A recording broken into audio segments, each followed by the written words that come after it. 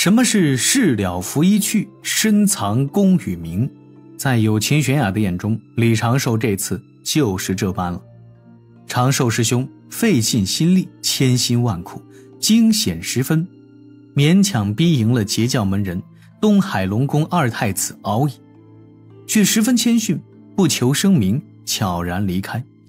然而实际上，李长寿先是将敖乙亲手拉起来，言说自己多有得罪，这是消除潜在敌意，让截教几个人和敖乙降低对自己的恶感。随后呢，李长寿便向前殿告罪，说自己胜之不武，只是用门内传授的遁法和符法取了一个巧，有损门内道成威名，甘愿领受门内责罚。这是进一步降低恶感，并给仙门扬威，顺便暗示九巫师伯自己想回小琼峰了。而后李长寿又对金鳌岛一行人做了个道揖，面露惭愧之色。简单的几句话，2、3个动作，李长寿不着痕迹间给了各方足够的台阶。渡仙门长老也有通情达理之人，看出了李长寿不想与金鳌岛与龙宫结怨，故意板着脸训斥他几句，让他回小琼峰闭门思过。这长老其实也是做做样子，潜台词就是让李长寿回小琼峰等待稍后领赏。但是有秦玄雅在旁边不断皱眉，如果不是他被师父一直摁着，绝对会站出来为他挚友未满的长寿师兄辩解几句。注视着李长寿在星空下远去的背影，有秦玄雅轻轻一叹，什么时候我才能如师兄这般优秀呢？李长寿驾着云离开破天峰后，心底也微微一叹，唉，总算是应付了这一阵，当真是有些麻烦。可是无论怎么处理，事实就是小琼峰被门内上下关注到了。这一次指导人外出回来之后，我就闷头继续炼制丹药，安稳个10年8年的，再继续后才计划吧。不行，10年8年不够，最少要安稳20年起步。这个小龙，看他的眼神，看他的面色，稍后可能还会来我小琼峰陪礼。李长寿想了想，将自己宝囊中的佳人妹都藏了起来，免得等会儿错手大意拿出了这个东西。而且佳人妹也不是他一个人能炼制的，洪荒喜欢喝酒的炼器士多不胜数，仅凭这一点，东海喜龙案也查不到他的身上。破天峰上此时十分热闹，各位天仙已经开始讲道论道，之前观战之人也留在那儿听双方天仙讲道。只是李长寿看金鳌岛一行刚才都憋着火，估计稍后还是会要与己方天仙碰一碰。哼，但这个跟我无关，我只是圆满完成了门派给的任务。回到小琼峰，李长寿先在丹房周围逛了几圈，思考着自己哪里做的有疏漏，若有疏漏怎么去补救。师父的仇敌今日如果也在看着，对方会有什么想法？如果能让这位仇敌对我出手，那就再好不过了。我可以给这个仇敌一个机会，故意外出，找个地方把他给扬了。动手之前还可以用生影球留个证明，是对方动手要迫害我这个弟子。还好我有万灵云长老赐下的毒药护身，事后就算是按照门规罚我在小琼峰闭关几百年，完全不成问题。反正我本来就哪儿都不想去。哼。李长寿轻轻笑了一声，知道这只是自己一厢情愿的想法。一个反虚境7阶的准仙苗，毕竟也只是年轻弟子，对方应该还感觉不到什么威胁。且看后事吧。李长寿虽然也想问师父当年仇敌到底是谁，但是一来怕师父想起当年往事，二来顾念师父的面子。如果问其他人的话，那后面仇敌出事时，他很有可能就会被怀疑了。所以此事还是要精心设计才行。这次我被平白曝光了一波，并非是我做的不够，这一点倒是不必妄自菲薄。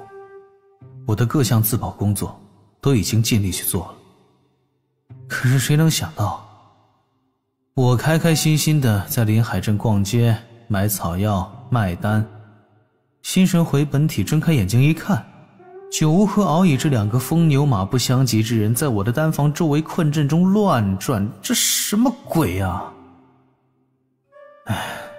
虽然此前已经有了预兆，我在临海镇偶遇了这金鳌岛一行人，但我确确实实料想不到事情会有如此发展。后面叮嘱师傅，小琼峰就谢绝一切客人吧。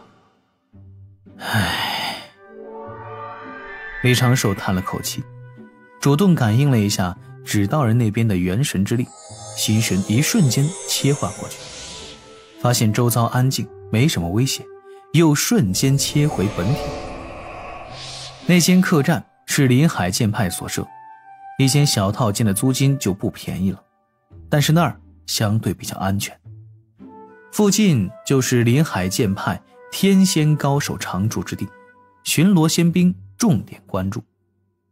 现在只有等门内彻底安静下来，再说后才之事了。李长寿还是有些不放心，在山中逛了2圈，检查了一下各处地下阵基的隐蔽度。忙碌了好一阵，仙法突然捕捉到一道身影从丹顶峰方向飞来，很快就落在湖边草屋处。李长寿连忙驾云回返，远远的就看到湖边站着一道身影。灵娥在自己草屋中探了个头，也对李长寿指了指湖边，那儿有一个拄着铜皮拐杖的老人，长老万凌云。长老，您怎么在这儿啊？李长寿连忙向前行礼。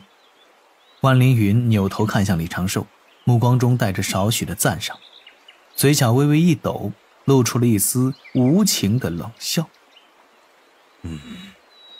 我用仙石看你赢了那个龙子，却遭其他长老苛责，便想着过来看看。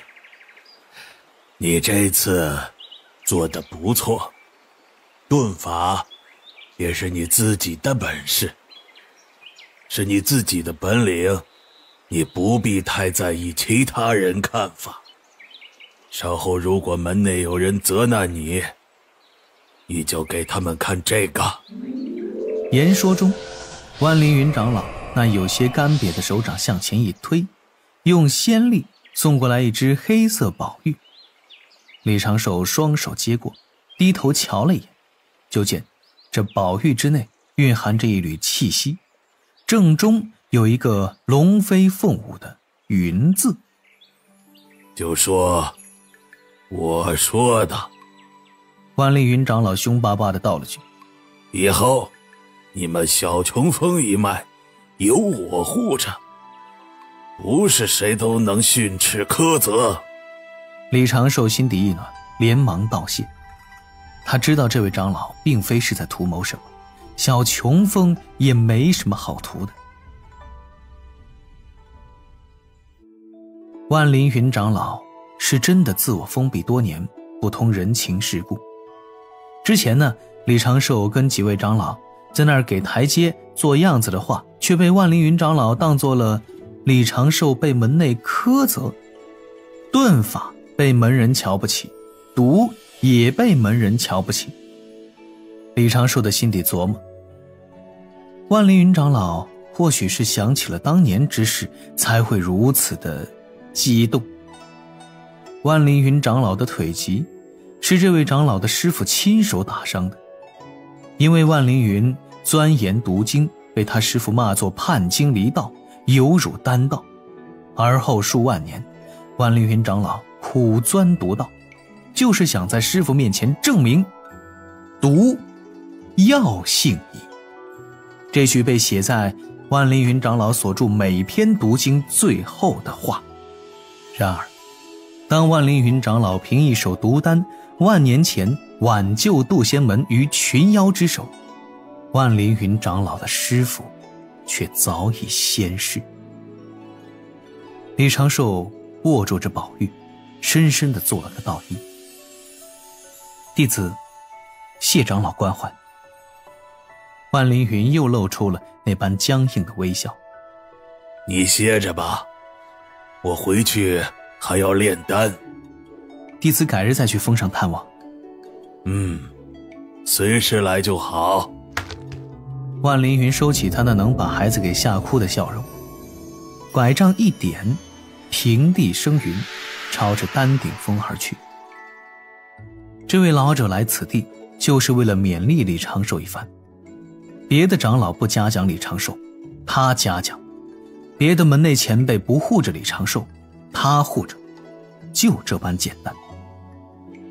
端着手中的玉佩，李长寿站在湖边，远远眺望一阵，心底许久方才宁静。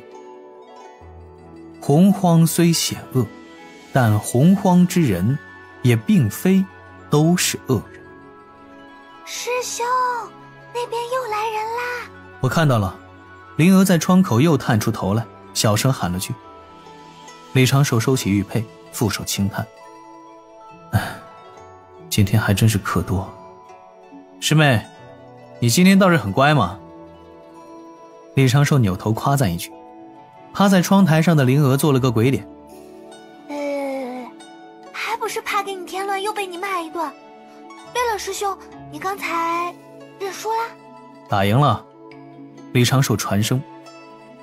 在自家山门还是要在意这些的。对了，你稍后收拾一下，来我屋中送些茶水。那个龙宫太子敖乙带了一个女伴过来，咱们小琼峰也要派出一个颜值担当才行。灵儿眨了眨眼，随后抿嘴偷笑两声，连忙开启自己房间外最近刚被师兄改良过的隔绝阵法，动作麻利的开始换衣打扮。很快，敖乙、汉芷以及在旁引路的九巫师伯驾云缓缓落下。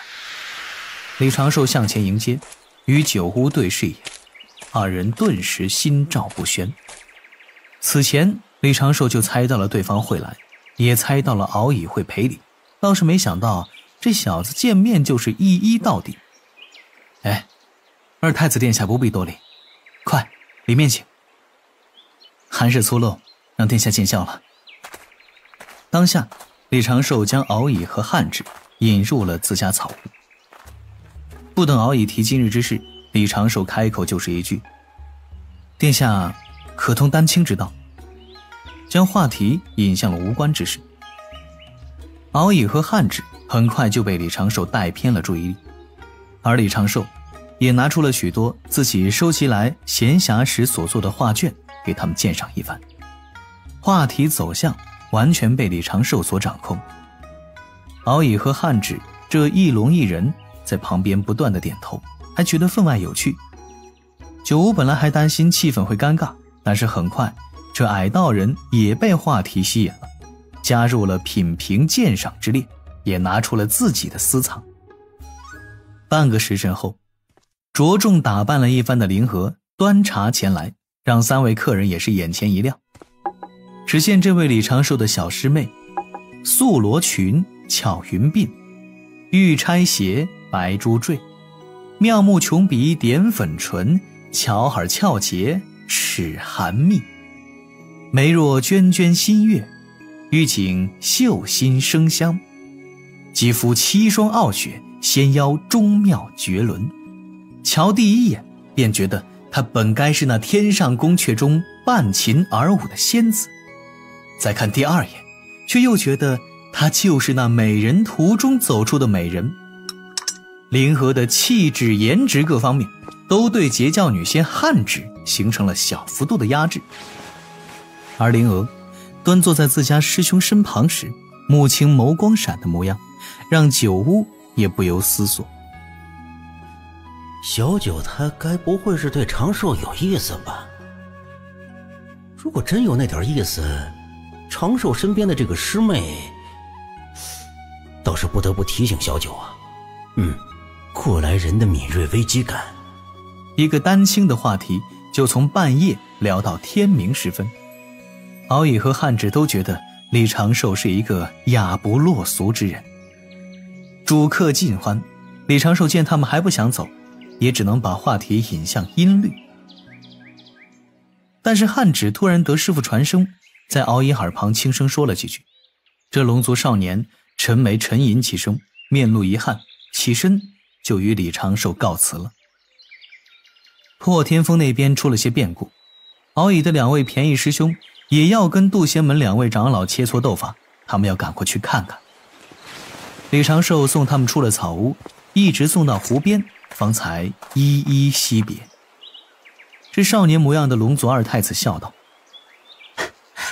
长寿兄若得了空，还请务必来金鳌岛玩耍，一定扫踏相迎，咱们再促膝长谈。啊，好说好说。总算是打发走了。敖乙和汉芷匆匆赶往破天峰，九乌对李长寿悄悄地竖了个大拇指，随后也驾云追了上去。李长寿抬手摆了摆，心底道了一句：有缘再会，当然最好是没缘。送走这麻烦，李长寿伸了个懒腰，先时注视着破天峰那边。忘情上人又要出手了。虽然李长寿也很想去看看，但是终究感觉今天的麻烦是已经够多的了，故而只是远观这一次天仙切磋。草屋中，心情不错的灵娥已经开始勤快地收拾各处，收起杯盘，整理各处散落的画卷。他的目光被一幅露了一个头的画卷所吸引，歪着头看了一眼，看到了抬头所写一句：无知钟爱。字迹是师兄的，师兄钟爱。哼哼，我倒要看看你喜欢哪般女子。灵娥偷偷地瞧了瞧李长寿在湖边站着的背影，将画卷抽出来，缓缓打开。这个东西啊，其实是退休秘宝，正是李长寿早年淘汰的出版所制的静心秘宝，命名为白眉老了图。因为画工精致，画作水准高过了自己的平均水准，故而被李长寿留下作为应急备用秘宝。它被扔在了收纳成品画卷的宝囊中，已经过了数十年了，此前又被李长寿误拿了出来，并未被展示。灵娥不断地打开卷轴，很快就看到了那一位位美人儿。他小手开始不断地颤抖，先腿一软，跌坐在书案旁。这怎么办？